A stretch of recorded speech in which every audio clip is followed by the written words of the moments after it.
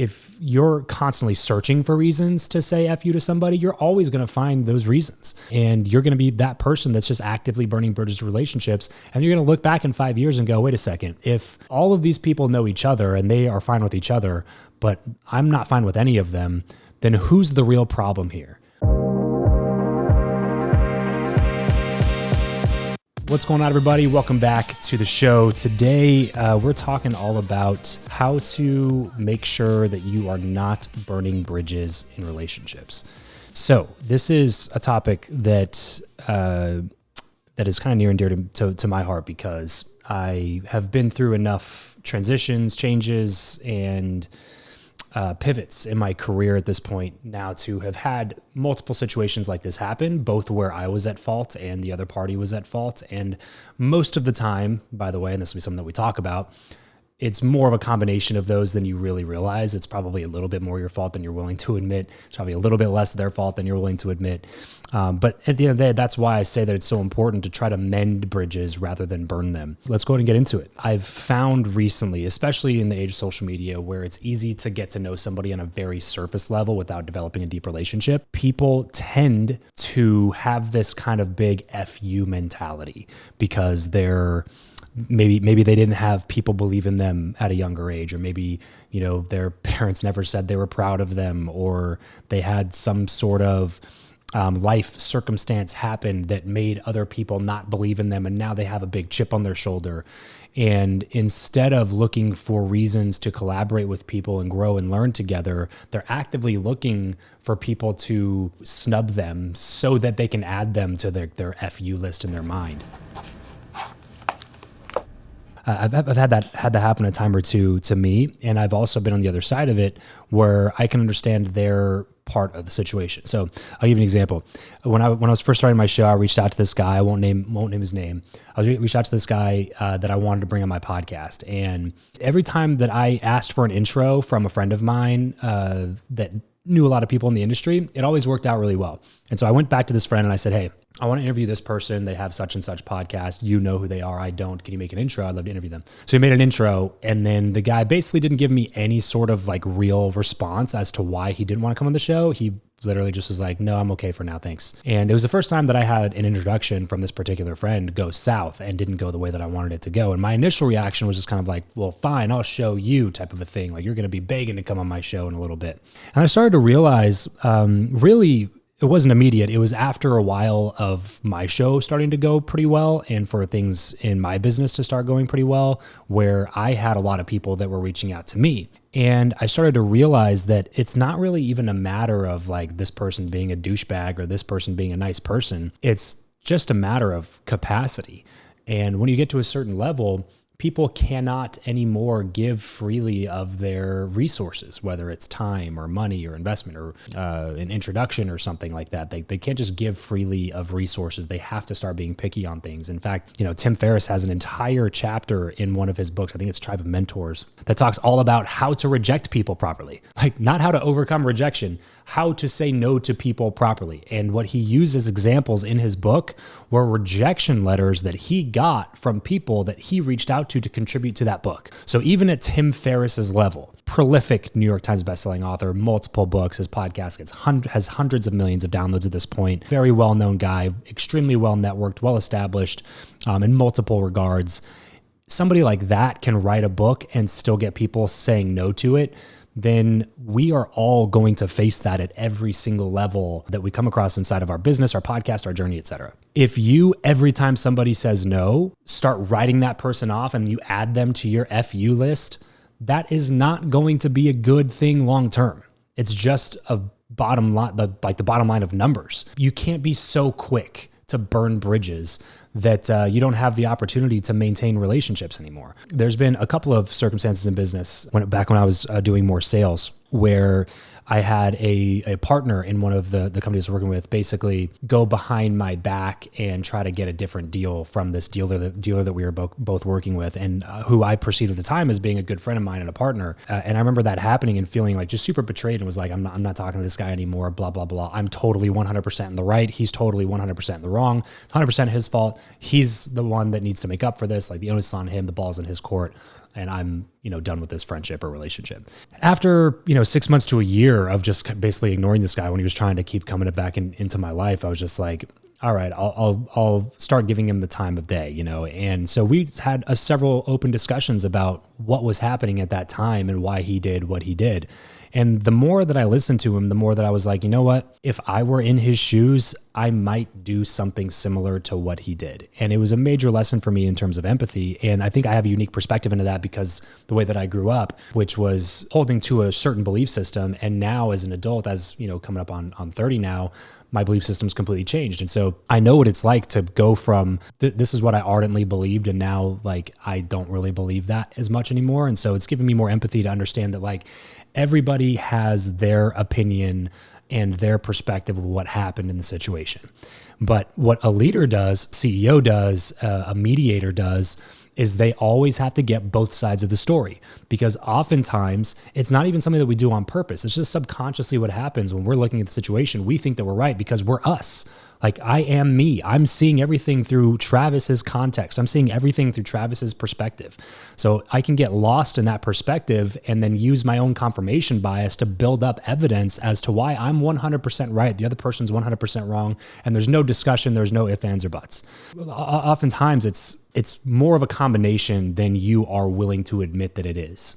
You had a little bit more to do with it. They had a little bit less to do with it than you often think to be true. And so when I really started learning that and applying it to certain situations, and then fast forwarding, especially in that particular relationship where I felt like it was a burned bridge, it was like he kept reaching out, and I made it a principle in my life that if somebody that I had burned a bridge with was willing to rekindle some sort of a relationship or friendship, that I would be open to doing that. Now, does that mean that you got to jump into business with that person again and immediately become partners?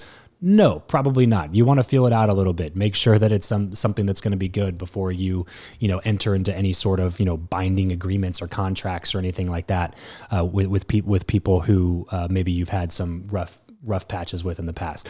But what it does mean is that you should be consistently looking to maintain those relationships with those people. And why is that? It's because if you fast forward over a long enough time horizon to allow for success, right? So I'm not talking 1 to 3 years, because that's what most people think is a time horizon for success. But I love Gary Vee's quote about most people overestimate what they can do in 1 year and underestimate what they can do in 10 years. So I'm talking more like 10, 15, 20 years, 30 years, time horizon. We're talking multiple decades long. If you fast forward over that time, you are just one of those people that's really quick to burn bridges. Then you are putting stops in your compound interest of relationships over that period of time. Whereas if you let those relationships grow and you do your best to mend broken relationships and mend broken bridges, there's still that open line of communication. So all the things that person does, the things that they accomplish, the people that they meet can all be within the world that you exist in because you maintained that relationship. And so it doesn't even make sense logically to just add someone to your FU list and be like, they're forever on that list. Now, does that mean I have nobody on my FU list? No, it does not. I do have people that are still on that list, but those are people that I've actively tried to mend relationships with, where I've reached out and been like, look, here's my involvement in the situation.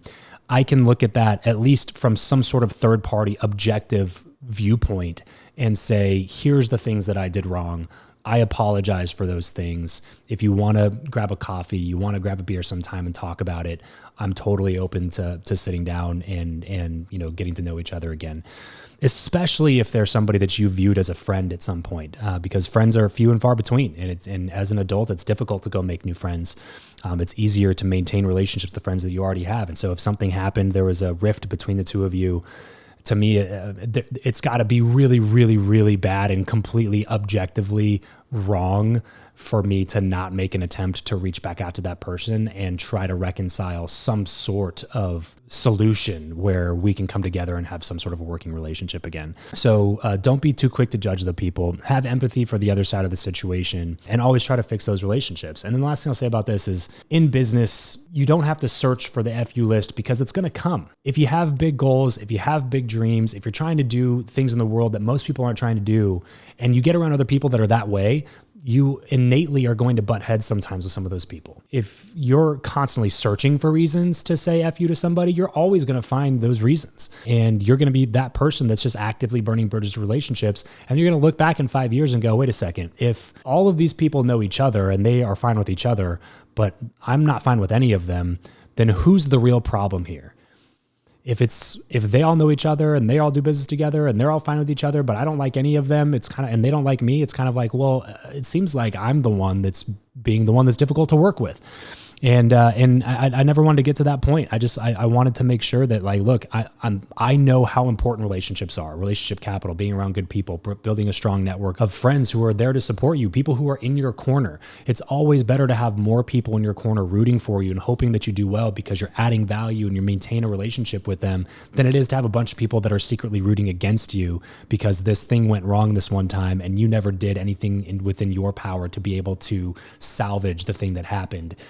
Even if it was something that you don't even view as like you doing completely wrong. In relationships, it's not even like the fact of who did what wrong. It's really just the reconciliation of the feeling that the other party had. And this is something that my marriage has taught me is like, sometimes it doesn't matter if what I'm feeling is justified or correct.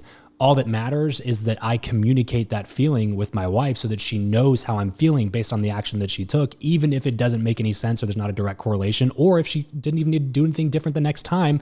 It's just communicating that feeling exists and it's there. And if you can communicate that with those people and try to mend those broken relationships, and then you zoom, forward and look at the next 30 years, those relationships are going to continue to compound, and your network and your net, your web of influence is going to continue to expand over that period of time to the point where it is actively against your best interest and their best interest to keep the relationship dead. It doesn't make any sense to do it, especially if you're young. Like people get, they break relationships over some of the silliest things, and it definitely doesn't come down to a matter of what even happened in the scenario. It comes down to a matter of ego. They just don't want to let it go because they feel justified in their anger and in their hate, and they use it as an excuse to not be successful. And so if they let it go, they now realize that the onus is on them. The responsibility is theirs to fix the things in their life. So never, ever, ever be the one in the situation that's not willing to reconcile the relationship, because at the end of the day, relationships, it's really all we have in order to be successful. And so last thing I'll say this in business as well is that don't search for people to be upset with within the context of understanding that there are levels to relationships. It's just a fact. And if you don't think that there is, then I think you're living in kind of an imaginary world. There absolutely is. There's people who, especially when you consider it coming from a cold context. So I'm kind of bouncing around here, but let me give you an example. So a while back, I had this lady reach out to do a podcast interview swap on my show. I didn't know her at all. Had no idea who she was. Just a cold, email or something like that, asking like, "Hey, I'll have you on my show, but only if I can come on your show." At the time, I had like 35 requests to be on my show sitting in my inbox. I only had like 4 interviews to record, and I was like, "Hey, look, just to be frank with you, we can't take on any more interviews right now."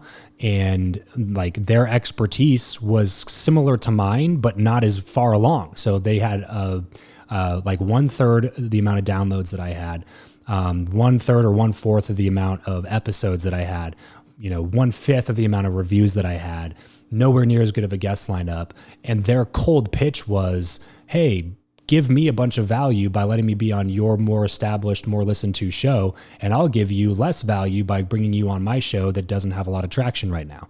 It was a terrible ask, and I, in the most polite way possible, sent up a video. I literally sent a video response. I was like, "Look, hit me up in a few months. We're going to increase our release schedule. We might have more supply of interviews at the time, and at that point, we might be able to bring you on. But right now, we just can't. We can't make it happen." So I reached back out 5-6 months later. Now that I know who they are, I see their stuff, see their posts, I see the people they're interviewing. I'm like, okay, they're doing well. They're staying consistent. They're continuing to make good content. It's not going to be a waste of my time to go on the show. And then we increased our release schedule of interviews. We started doing 3 a week again instead of 1 a week. And so I was like, okay, let's reach back out to this person and do this interview swap. So we reach back out, we get everything scheduled.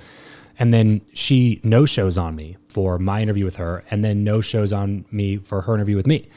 Both of them no-showed. And so we reached back out. I reached back out, and it was just, and then I saw a post from this person, and I was just like, that said something about how, at first they say no, but then they want to collab or they want to work with you, like keep grinding or something like that. It was just like wait a second, I think you missed the point of this entire thing. First of all, I do not need to go on your show at all. Like, this is still something that I'm doing mostly just because I think that what you're doing is cool, and you're in my position a year ago, like where I was a year ago, that's where you are now. And I have empathy for that. And I'm happy to do the swap at this point because I actually have some context into who you are. And I've seen you do some work for a while, but to like hold a grudge against me because I said no to the original request back when I had no idea who you are. You weren't a warm connection for my audience. We didn't know like hardly any of the same people. There was zero context. You're going to hold that against me for who knows how long because I said no back when it didn't make sense to say yes. Like, that's an example of what I mean by people that are just searching to spite people. It's just like they're looking for an opportunity to be like, F you, wait till I'm successful and then you'll regret it. And it's like, whoa. Have some empathy. Try to understand where I'm coming from a little bit, because even to this day now, I reach out to people that'll tell me no. And I'm like, all right, it's just, to me, it's more of a challenge. It's not a F you, you're like, you'll all see, it's not that. It's just this idea that like, okay, I haven't done something well enough to demand the attention of this person. And I don't deserve their attention yet. It's the bottom line, because guess what? You don't deserve everybody's attention. You don't deserve anything. Like, you have to go make it for yourself. And so when I get no's now, it's just more of a, okay, well, what do I need to do in order to turn this into a yes? And do I care enough about getting this person on my show or getting this person to do X result for me? Do I care enough about that to put in the work to make sure that this no turns into a yes? Sometimes the answer to that question is no, so I leave it alone. Sometimes the answer to the question is yes, so I figure out what the path is going to be to be able to get it to turn it into a yes. And so, kind of full circle moment, the person I was telling you about at the beginning that ended up turning me down to be on my podcast is now asking me to speak at their event in front of hundreds of their best clients. And that's 4 years later. If I would have burned a bridge and been like this other girl was to me, and just been like, oh, he's on my FU list, and if he ever asks me to do anything, I'm gonna make sure that he knows how much I remember when he told me no when I was first starting. And it was like, there's a reason he told me no when I was first starting, and guess what it was? It was because I was first starting and like it wasn't worth his time at that moment to come spend time with me. And now it is, because I've continued to put in the work for over 4 years. But I didn't hold a grudge against that guy for telling me no, because I understand that it didn't make sense for him at the time. So don't actively search for burning bridges and destroying relationships, because you're going to look back in 5 years, 10 years, and you might have a small tribe of people who've been like really loyal to you or whatever, but you're going to leave a trail of broken bridges that's going to make it way more difficult for you to continue building relationships inside of your space. You're going to have to continue going to different industries and different spaces because you're just going to leave a trail of broken bridges behind you, and that's not how you want to be known for the rest of your life. So hopefully this episode was helpful. I know it's a little bit all over the place, but we talk a lot about relationships here, and this is something that I've been noticing a lot recently as people continue to reach out to me and then get mad at me when I can't do everything that they ask me to do. So hopefully this was helpful. Hopefully it gives you a little bit of empathy for their side. So just remember, don't be too quick to judge. Have some empathy for it. Understand who's bringing the asset to the relationship, especially if you're in a cold reach out and you don't know who this person is, you don't have a previous friendship. And then always be the first one to try to reconcile. Don't be the person in the relationship that just leaves it alone and never tries to make things better, because I think that's going to be something that you regret later on. So hope you enjoyed the episode. If you like any of the stuff that you're listening to here on the show, whatever platform you're listening on, whatever platform you're watching on, leave a quick rating review. It helps the show and helps us get in front of more people. Share the episode. Let's let someone know about it, and we'll chat with you guys soon. Thanks for tuning in.